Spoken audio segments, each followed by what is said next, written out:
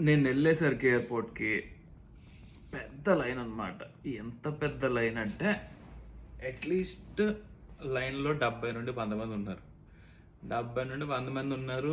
నా ఫ్లైట్ ఏమో 7:45కి 7:45కి, నేను వెళ్ళిందేమో 6:40కి. సో నా దగ్గర హార్డ్లీ 1 అవర్ చేతిలో ఉంది. నా ముందే 100 మంది ఉన్నారు. సో అనుకున్నాను అయిపోయింది, ఇది ఒక దోల పని, సదా తీరిపోద్ది ఈరోజు అనుకున్నాను. బట్ చేసేది ఏం లేదు కదా, లైన్లో క్యూట్గా నించున్నాను అనమాట. సో అప్పుడు ఒక విషయం అర్థమైంది. ఏమర్థమైంది అంటే, మనం అది వరి అవసరం లేదు.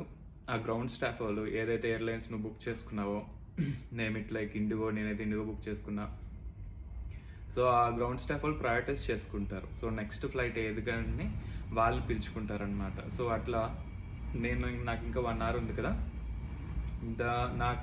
నాది బెంగళూరు ఫ్లైట్, నాకడ ముందు చెన్నై ఫ్లైట్ ఉన్నట్టుంది. So they were like separating them అనమాట.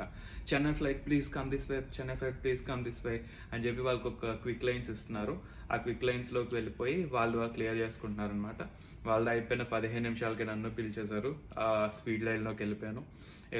అక్కడ వెయిట్ అది చేసేసారు. అండ్ వెబ్ చెక్ ఇన్, ఇందాక పాయింట్ చెప్పా కదా, సెక్యూరిటీ చెక్.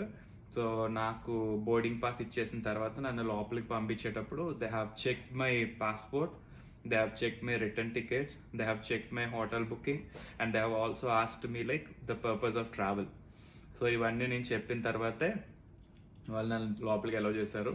సో ఇది ఒక పాయింట్ గుర్తుపెట్టుకో. అండ్ నెక్స్ట్ పాయింట్కి వస్తే నెక్స్ట్ వీడియోలో చెప్తా.